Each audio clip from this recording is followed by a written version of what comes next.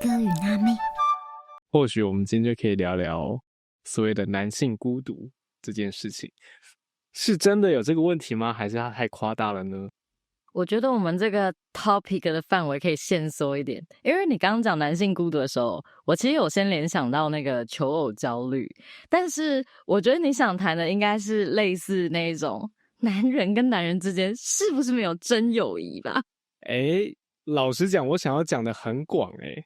所以我觉得收敛是好事，所以我才有我超用功，我还做那个心智图。我有看到，其实蛮多事情它都会有互相影响的。那今天就从男性孤独开始，没有挚友，或者是说可能有挚友，但是没办法谈心这件事情。好，在这开始之前，我要问你一个问题：你认同这件事情吗？就是你认为这个问题是存在吗？身为一个女性的观点来看，还是就是男生只会看拖？我认为就我自己的感受啦，我先讲我直观想到的事情，就是呢，我认为直男好了，我说直男就是性向是异性恋的男性，一些同志好友我先不列在讨论里。我认为我身边的直男朋友都有一个现象，就是我是一个相信异性纯友谊的人。我有过很多个人生不同阶段非常好的男性友人，当然女性也有，但我们现在先讲男性嘛。他们很常发生一件事情，就是我想要怎么讲，就是他们很常发生一件事情，就是你就算跟他们的关系不错，其实我认为男生好像不太会花时间跟心力在他们不会认为你是他可以追求的对象或他有兴趣的对象身上，所以通常我们的友谊都是在出去玩的时候好像才存在，回来当然也还是在，可是我觉得不会像女生跟女生之间一样，我们会互相传一些小讯息啊，联络一下，然后如果我今天跟男朋友吵架了，我们可能就会跟好朋友讲By the way， 我很常发现一件事，就是我在人生不同阶段都有还不错的异性朋友，然后我们都没有私底下联络，就是在工作或者是学校都遇不到的情况下，没有特别邀约，不会见到面的状态，他们只要突然直接打电话来哦，我就要深吸一口气，绝对是出代志，要不是家里发生巨变，要不是人生遭逢一些重大挫折，最大宗的原因就是失恋或被甩。然后我之前跟很多朋友聊过，我是说因为有的时候朋友打来可能是因为我人不在台湾，或者是我之前其实也都不是跟他们在同一个县市，我人生就是很漂泊，我就喜欢跑来跑去。然后我就说我觉得你要不要就是不要一直关在家里，找一些朋友出去走走，就是我知道状态不好的时候你会什么都不想做，可是我觉得你要抽离开来那个环境，就是你不要被困在那个充满回忆跟不好的连结的地方，你要走出去跟朋友聊一聊，就算朋友只能给你这个一些很肤浅的建议也没关系。然后通常男生们都会回我说，你都不知道男生只会讲干话，我每次出去他们就拎啦，可是我现在不想听这种话，你知道吗？你们女生才会给有这种情绪价值的回答，我跟男生出去他们只会说女朋友再找就好，世界上女生那么多，何苦单恋一枝花？我怎么会想听这种话？你知道吗？是这样没错，我这超有感的。我就因为今天这个题目，我也去问了我一些朋友，结果我很单刀直入的问他们说，他们会不会就是有男性孤独这个现象，然后他们是完全就觉得没有。然后我就说，那你不觉得就是你真的很痛苦想要谈心的时候，就因为我自己真的性不好也会找朋友聊天，但通常就像你讲的，找男生出去就是都只会讲干话讲屁话，这种欠揍就是完全没有帮助。然后他们给我的回答就是我大概只问了2-3个朋友，不能代表全广大的男性这样子，我就以纯自我分享跟我自己交友圈分享。他们就说当然就是要讲干话。那他给我的理由我觉得也蛮合理的，就是说反正很多事情就是你遇到你也没办法解决，那既然都没有办法解决的话，当然就是要讲干话去抒压就好，没有必要真的要去讨论跟解决问题。我想回答一下这个地方，因为我认为谈心跟解决问题不一样因为其实我也觉得不一样。人家都说女生就是一个没有要解决问题，她只想解决情绪，所以女生才会很爱谈心啊，是不是？是这样没错，但是解决情绪，但是情绪的问题也是问题。好，我们先不讨论原因是什么，反正就是对直男来说，就是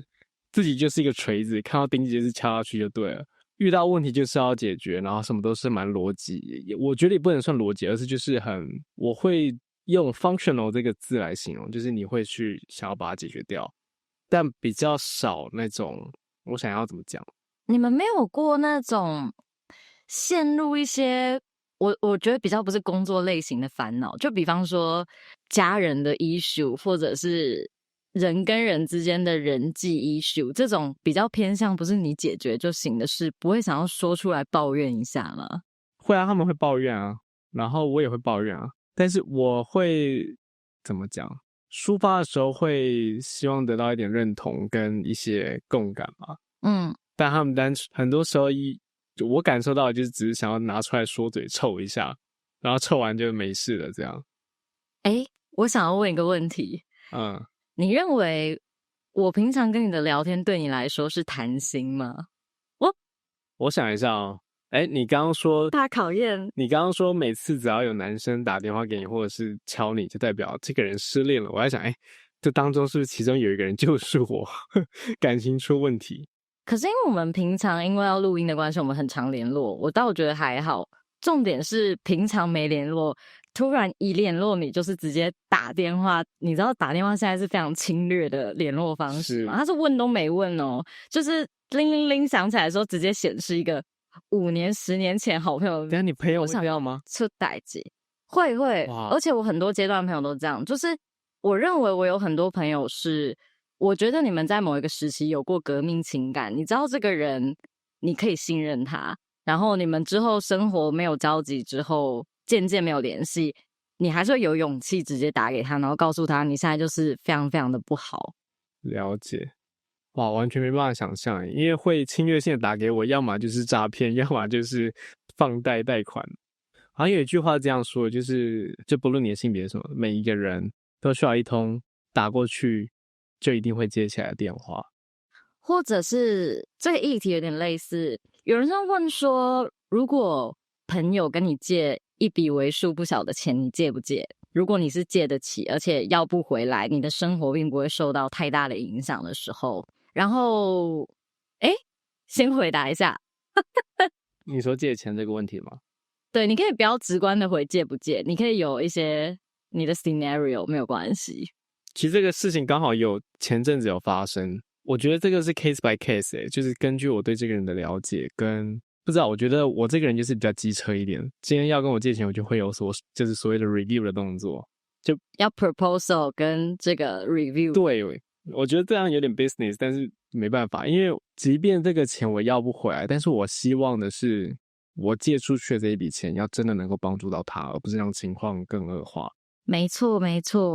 所以通常如果真的要到借钱这个地步，我一定都会先跟他吃顿饭，或者是先聊过天，了解状况。然后我想一下，我要讲什么？我就不小心开启了另一个很巨大，但是好像收视率很好的话题，叫做朋友跟我借钱到底借不借？我要写下来。我们可以写下来，对，看这能不能另外解。我们可以预兆一下。好，总之就是我会针对这个情况，如果我借他是有帮助的话，我会借。然后我这个人特严格，可是他们可以赚到，也不能说赚到，说明他们觉得很烦。就是一次的那个 session 可以跟我谈心的 session 这样。蛮好的，你有画一个界限，可是可以谈这样。是，但你怎么讲到这个？因为我认为啦，比起找人诉说烦恼，对直男而言，找人借钱跟找人谈心，你觉得哪一个的心理压力比较大？还是其实这蛮看人的？我觉得这蛮看人的欸。我顺便就是讲一下我们这个话题也开得好，就是虽然我们今天谈论这个话题，但是我觉得我不是算典型的男生，所以我也没办法以男生这个标签的立场去分享，我只能以我自己的立场去分享。然后再回答你的问题，就是其实我觉得跟男生去分享自己的内心这件事情，对我来说是毫无压力的，但是就很白眼，每次讲出来就只会讲干话，就让我就无形之中就有个阻力在这样，但是我不会害怕这件事情。那你有在朋友的面前哭过吗？没有，然后我觉得这可能可以在连接到了一件事情，就是其实我丧失了哭的能力。你觉得是从什么时候开始的？我不知道但是我现在唯一会哭的情境就只有在看电影的时候，但对于自己的事情，我是没办法哭的。我觉得好像，我觉得到一个阶段可能会有这个状态，可是可能是要让你有情绪起伏的时候，需要更大的影响力了。生个小孩就哭了。对，我曾经在国外打工遇过7、8客人，然后我们店里的小朋友就跑去厕所哭，然后我有就是稍微去安慰他一下，然后大家也很好，就是连客人都有安慰他，其他客人，然后我就默默的就是去整理一些东西到厨房里去的时候，他们就有关心我一下说那女生还好吗？我说还好还好，就是我说哎呀年轻人嘛，到我这个岁数就是想哭都哭不出来。是真的是哭不出来，就是心里即便有重疾，也很难到那个你要哭出来的线上。但我是有在朋友面前爆哭过的。我觉得就是真的是可能前面也是那种我要解决问题，我要把很多事情都 hold 住，然后我要坚守。当然这不是必要的，可是在任何时候我都会希望今天你没有任何人可以帮忙你的时候，你 at least 有一个求援或生存的能力。不能生存，至少能求援的能力也很好，因为我们本来就是一个团体社会嘛。但真的有过那种我觉得这个为什么会同时很多鸟事都一瞬间爆掉，就是你会觉得，对，你会觉得就是是不是最近特随那种感觉，然后到一个我觉得我已经无法承载的程度。对，然后就有在朋友面前爆哭过。然后我认为啦，有的时候谈心的时候，你并不一定为什么会讲到借钱的事情？我会认为，其实有的时候，尽管别人是跟你借钱好了，你要做的事情并不一定是给出他要求的东西，而是我觉得这个讯号是他需要帮忙，而你不一定是这个提供者，可是你可以是一个 helper。就比方说，如果我有朋友真的发生一些重大意外，他需要一大笔钱，尽管你知道他极大可能永远还不出来，我不一定，就算我借出去，可是我借出去的话，可能对我生活有影响的话，我就会老实跟他讲说，我现在只有多少，然后我的状况是什么，我觉得我真的借不了你，可是我们一起想办法。就是我帮你找求援的管道，或我一个人借不起，我问问看我能不能问到10个，我们去分散这个风险，让这个金额降低到对我们10个家庭都不会被影响的时候，我们去帮忙你。但是我觉得很多人他们求援的时候被击倒，是因为感受到了他们很努力的讲出口，结果对方直接给他一记重击，就是我没有办法，你去找别人。可是我觉得你没有办法没有关系，但是我觉得对方投出求助讯号的时候，他需要的事情是你像一个社工一样，你收到这个 issue， 你帮忙他去找一个能够支持他的资源，而不是你就丢一句话说你不符合资格，我不会帮你任何事情。我觉得他们需要的只是这个我最不喜欢讲的希望。是我这次有做笔记，我很认真。我先讲一下借钱求救这件事情好了，我非常的认同这件事情，但是我的出发点跟你不太一样。像你说的，借钱是一个求救讯号，但我会认为借钱是代表他们的生活中出现了一个问题。但是其实很多时候，钱只是问题的表象，其实还有其他的解决方法。然后其实我个人是很喜欢解决问题的，用一些比较新颖或创新的方式。所以很多时候都是聊过之后才发现，原来你现在这个资金缺口其实可以用一些其他巧妙方法去解决掉它的。我最讨厌的好吧，我不管，我就是要用那么强烈的词眼。就是我最讨厌就是那种要跟你借钱，但是你会想要关心他或了解他，他就什么都不提，他就只有说你借我就对了。这种的话我基本上100%是不会借的。这不行，这态度很差，就是你连理由都不讲。你去贷款你总要讲理由吧，然后你跟我借你不讲，你什么态度啊？那有本事你跟银行借啊。我是这样想没有错，但是我们不能一竿子，就是我能够理解说，这个世界上真的有一种情境是，有人真的遇到一个状况是完全不能跟你讲的，但他真的急需要一个这个救命钱。通常不会找一个借口嘛？啊，我好坏，可能当下就是我还是不要举例好，我怕会延上。虽然我们也没有什么粉丝，但就是那种非常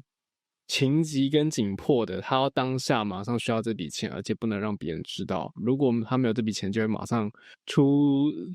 发生一些本能的细想。对了，这可以理解，但是我会变成说，我可能就不会是那个帮他角色，或者是说要看我跟他的交情有多深，这样。我非常认同这个老人说的五字诀，就是救急不救穷。一个人他会把自己陷入长期的穷困之中，不一定是他本身问题，有可能是环境或者是一些其他因素影响他。可是你要知道，他的问题其实不是穷，就是像你刚刚讲的，也许有一个结构性的问题，他一直没有意识到，而你需要帮忙他去解决。因为如果他的问题是穷，而不是有状况发生导致突然短暂的穷困的话，你只把很多人的资金丢到一个无底洞里，那他并不会帮助他解决问题，这我是非常认同的。所以我觉得原则就是，当然如果他是去欠钱啊、赌博啊什么的，我当然是觉得那你手脚就去剁一剁，你才会忏悔嘛。然后我老实说啦，很多人就是比没手没脚过得还糟，他可能有一些更不好的疾病，或者是更难的困境，他也坚强的活着了。你你找人生另一条出路吧。你看以后还可以远端工作，对不对？是我们今天是不是吃错药了？我们讲的话非常的无情。不是，我认为所谓的友情就是你要救他，而我认为你的心没有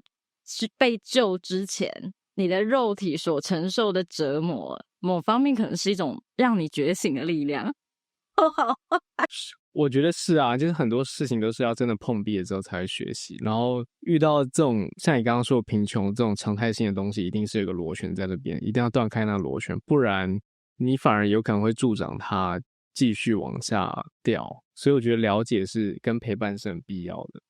而且大部分的时候，他们要的可能是陪伴比较多，因为我老实说，如果他不是惹到一些非白道的人类的话，你在法治社会里，你欠钱其实没有人要得了你的命，是吧？而且你可以破产啊。对啊，然后我有的时候都觉得，我又要被骂了。那时候都觉得欧洲的 homeless people 过得比我还好，然后他们有的时候好体面，还会你知道就是牵着一只名犬一起去乞讨。我想说，你为什么养得起那只狗？我都养不起。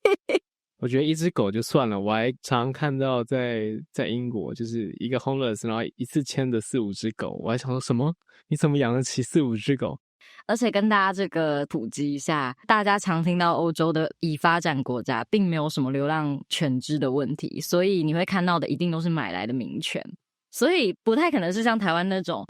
我在路上捡到一只流浪狗，我们相依为命。没有，他们的狗都长得比我好看。对，欧洲没有流浪狗，只有流浪人，homeless 非常多。如果你喜欢这一集的内容，不要忘记按赞、订阅、小铃铛，或是点击资讯栏连结，请我们喝一杯咖啡哦。